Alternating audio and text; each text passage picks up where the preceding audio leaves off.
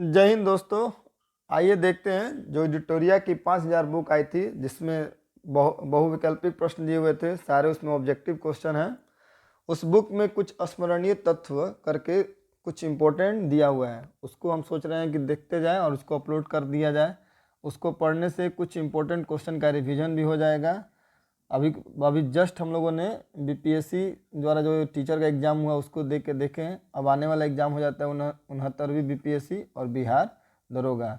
ये जो टीचर का एग्ज़ाम था ये तो बीत गया है, नहीं जो बीत गई सो बात गई, जो बीत गई सो बात गई। जीवन में मधु का प्याला था, तुमने तन मन दे डाला था, वो टूट गया तो टूट गया। मदिराले का आंगन देखो, कितने प्याले हिल जाते हैं, गिर मिट्टी में मिल जाते हैं। जो गिरते हैं कब उठते हैं, पर बोलो टूटे प्यालों पर, कब मदिराले पछताता है। जो बीत गई सो बात गई। तब आगे जो एग्ज़ाम है उसी पे ध्यान कंसंट्रेट करना है और देखना है। आइए कुछ इंपॉर्टेंट क्वेश्चन देखते हैं जो एडिटोरिया बुक से लिया गया है। आइए देखते हैं क्या दिया हुआ स्मरणीय तत्व में। पहला है, देखते हैं स्मरणीय तत्व में दिया हुआ है कि प्रमुख दर्शन एवं उसके प्रवर्तक। एक तरफ दर्शन दिया हुआ है और पूछ रहा है कि उसके प्रवर्तक कौन है। तो देखिए, योग, योग से क्या हो जाएगा, योग हो जाता है पतंजलि के लिए, न्याय हो जाता है गौतम के लिए, सांख्य हो जाएगा कपिल, चावर्क हो जाएगा चावर्क से ही, और वैशेषिक का हो जाता है कर्णाद, और पूर्वी मीमांसा हो जाएंगे जैमिनी, उत्तरी मीमांसा का हो जाता है बदरायन। इसको याद करने का तरीका हो सकता है जैसे योग, योग कौन कराते हैं, बाबा रामदेव, काफ़ी फेमस है, तो योग से हो जाएंगे पतंजलि।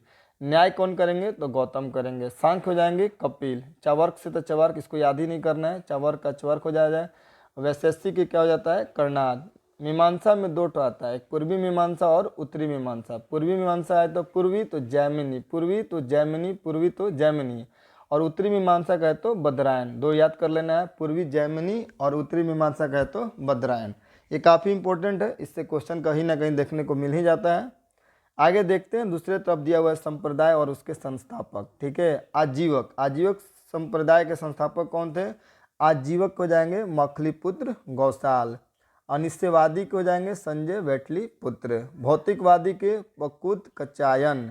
और घोर अक्रियावादी के पूरण कश्यप। ये बहुत काफ़ी इंपॉर्टेंट है। आजीवक के मखलीपुत्र गौसाल, आजीवक के क्या हो जाएंगे, मौखलीपुत्र गौसाल। अनिश्चयवादी के हो जाएंगे संजय वेटली पुत्र। भौतिकवादी के पकुत कचायन। उसके बाद यह है घोर अक्रियवादी के क्या हो जाएंगे, पूरण कश्यप। आगे देखते हैं, दूसरे तरफ दिया हुआ है वेद के बारे में, जैसे ऋग्वेद। ऋग्वेद में क्या है, तो ऋग्वेद ये सबसे प्राचीन वेद होता है। सबसे प्राचीन वेद कौन सा है, तो ऋग्वेद है।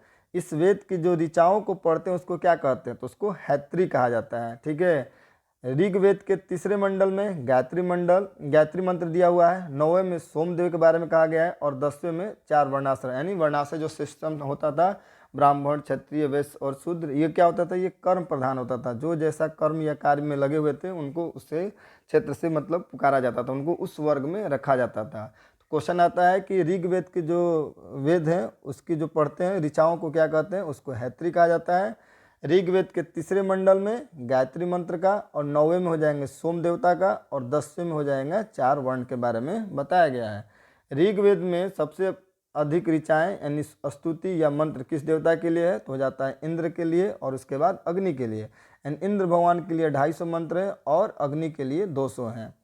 ठीक है, सब गोत्र शब्द का सर्वप्रथम उल्लेख इसी वेद में किया जाता है। क्वेश्चन आता है कि सबसे पहले गोत्र शब्द का उल्लेख किस वेद में मिलता है, तो हो जाएगा ऋग्वेद। इस वेद में यानी गाय के लिए अघन्य शब्द का प्रयोग किया गया। अघन्य मन जिसको मारा नहीं जा सकता है उसके लिए अघन्य शब्द का प्रयोग किया गया है। गाय के लिए क्या कहा गया है, अघन्य। गाय को बहुत ही पवित्र जानवर माना गया है। आगे देखते हैं यजुर्वेद। ठीक है, इसकी ऋचाओं को जो पढ़ते हैं उसको क्या कहा जाता है, अधार्यु कहा गया है। ठीक है, यजुर्वेद में जो भी नियम कानून और विधि व्यवस्था है इसकी व्याख्या किस वेद में मिलती है, तो यजुर्वेद में मिलती है। इस वेद में बलिदान विधि का भी उल्लेख है, माने किस तरह बलि के समय जो दान किया जाता है उसके बारे में कहाँ उल्लेख किया गया है, तो यजुर्वेद में। एक ऐसा वेद जो गद्य एवं पद दोनों में है, तो कौन सा वेद हो जाएगा, यजुर्वेद हो जाएगा। आगे देखते हैं सामवेद। सामवेद में से क्या होता है, सामवेद से हो जाएगा स से सामवेद और स से संगीत। आता है कि संगीत का जनक किस वेद को माना जाता है, तो सामवेद को। और सामवेद की जो ऋचाओं को पढ़ते हैं उनको क्या कहा जाता है, अधात्री कहा जाता है। क्या कहा जाता है, अधात्री। अथर्ववेद, देखिए अ से अथर्व और अ से कहा जाता है औषधि। औषधि के बारे में जानकारी किस वेद से मिलती है? तो अथर्ववेद से। इसमें सभा एवं समिति को क्या कहा गया? प्रजापति की पुत्रियां कहा गया। आता है कि सभा और समिति को प्रजापति की 2 पुत्रियां कहा गया किस वेद में? तो उसका आंसर हो जाएगा अथर्ववेद में। अब बताइए कि वेदों की संख्या कितनी हो गई? तो वेदों की संख्या हो जाती है 4, वेदांग की संख्या 6, पुराणों की संख्या 18 और उपनिषदों की संख्या 108। पूछे वेद की संख्या तो हो जाएगी 4, वेदांग की संख्या 6, पुराणों की संख्या 18 और उपनिषदों की संख्या कितनी हो जाएगी? 108। ये कंठस्थ याद होना चाहिए। वेद की संख्या 4, वेदांग की संख्या 6, पुराणों की संख्या 18 और उपनिषदों की संख्या कितनी हो जाएगी? 108। आगे देखते हैं। उसके बाद दिया हुआ है बुद्ध ने अपने पहला और सर्वाधिक उपदेश क्रमशः कहाँ दिया? अच्छा बताइए, बुद्ध अगर पहला बोले तो सारनाथ, यानी अब साला या सार सबके लिए प्रिय होता है, तो पहला क्या हो जाएगा? सार में। और सर्वाधिक कहेंगे तो श्रावस्ती में। जैसे कि नाम में छिपा हुआ है, पहला कहाँ देंगे उपदेश? तो सारनाथ में। सर्वाधिक हो जाएगा श्रावस्ती में। बौद्ध धर्म में आत्मा की परिकल्पना नहीं है। बौद्ध धर्म में आत्मा के बारे में कोई व्याख्या नहीं किया गया, विश्वास नहीं किया, लेकिन पुनर्जन्म की बात कही गई है। बौद्ध संघ में सम्मिलित होने की आयु कितनी थी? तो मिनिमम उम्र कितना था? 15 वर्ष होना चाहिए, तभी बौद्ध धर्म में आपको सम्मिलित किया जाता था। गौतम बुद्ध ने अम्रपाली को सर्वप्रथम स्त्री रत्न से घोषित किया गया। आता है कि स्त्री रत्न किसको सबसे पहले घोषित किया गया? तो अम्रपाली को।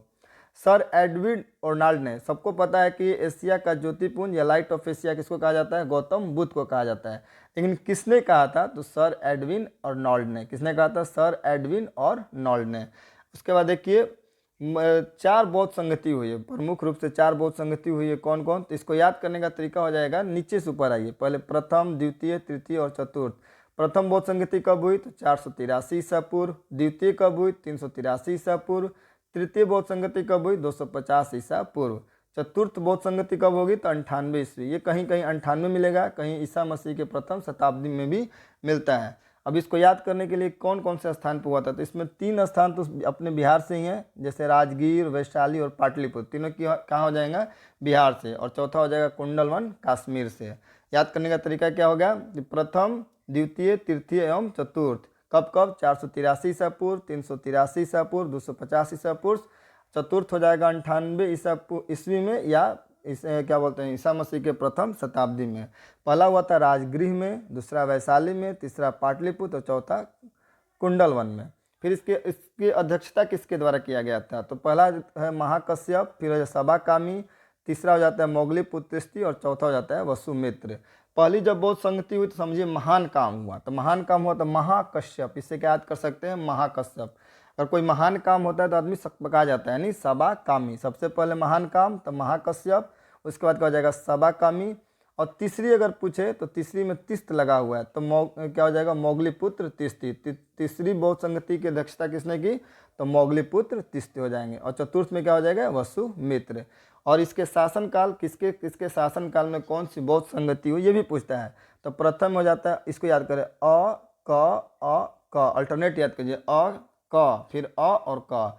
अ से क्या हो जाएगा? अजात शत्रु, फिर कालाशोक, फिर अशोक, तब कनिष्क। अ से अजात शत्रु, फिर कालाशोक, फिर अ से अशोक और क से क्या हो जाएगा? कनिष्क। ये याद करने का एक तरीका हो सकता है।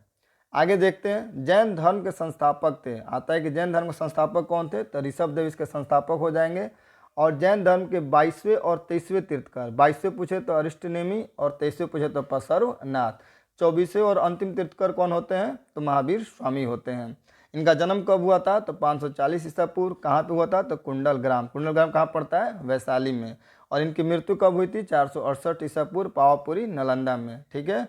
23वें तीर्थकर पूछे, 22वां पूछे तो हो जाएंगे अष्टनेमी, 23वां पूछे तो पार्श्वनाथ, 24वें और अंतिम पूछे तो क्या होना जाएंगे? महावीर स्वामी हो जाएंगे। ये 24वें और क्या थे?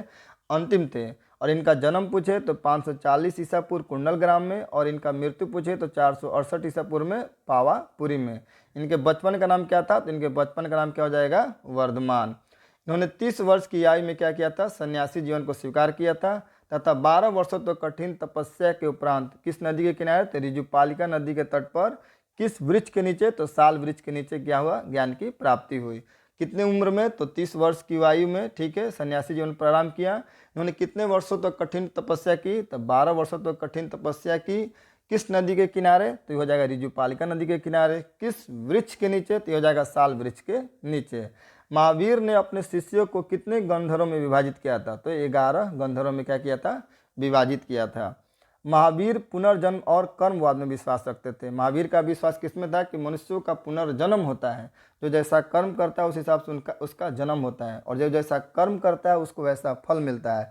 इस दोनों विश्वास में महावीर जी का विश्वास था। आगे देखते हैं, स्यादवाद और अनेकांतवाद। ठीक है, स्यादवाद और अनेकांतवाद संबंधित है किस धर्म से, तो हो जाता है जैन धर्म से। तो प्रथम जैन भिक्षुणी कौन थी, तो हो जाती है चंपा। महावीर के प्रथम अनुयायी कौन थे, तो उनके दामाद जामिल। आता है क्वेश्चन, महावीर के प्रथम अनुयायी कौन थे, तो उनके दामाद जामिल ही प्रथम अनुयायी थे।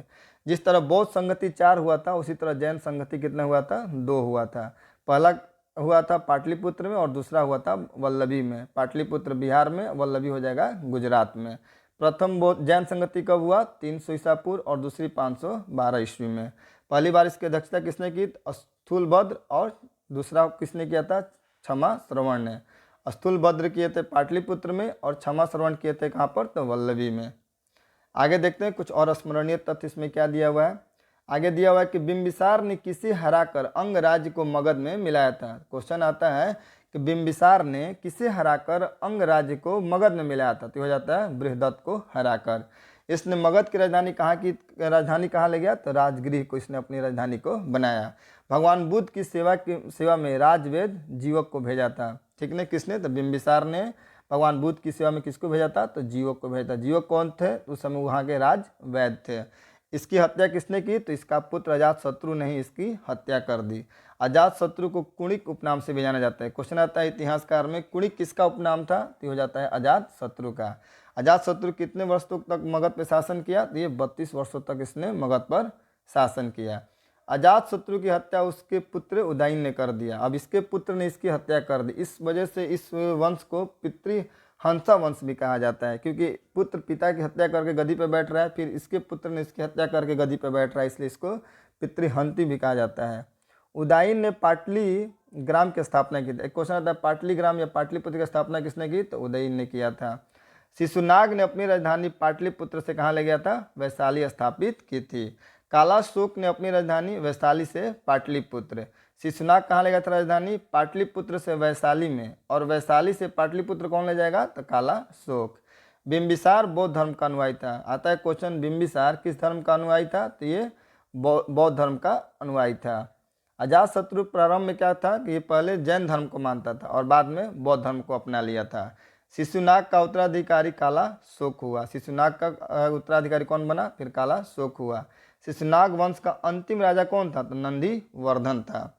नंद वंश का संस्थापक पूछे तो क्या हो जाएगा, महापदम नंद। आया क्वेश्चन कि नंद वंश की स्थापना किसने की, तो महापदम नंद द्वारा।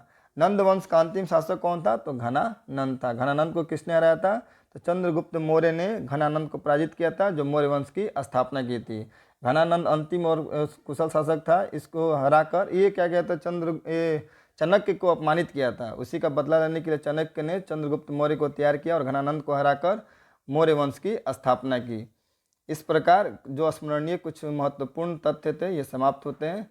बहुत जल्द मिलते हैं कुछ अगले सेट में, जो कुछ और भी स्मरणीय तथ्य होगा। इन क्वेश्चनों को सिर्फ एक बार देख लेना है, एक बार सुन लेना है, ताकि आपका रिवीजन होते रहे। अगर यह प्रयास आपको हमारा अच्छा लगता है तो आप हमारे चैनल को लाइक करें और हमारे वीडियो को लाइक करें और हमारे चैनल को सब्सक्राइब करें। हमारा वीडियो देखने के लिए आपका बहुत बहुत धन्यवाद। Thank you.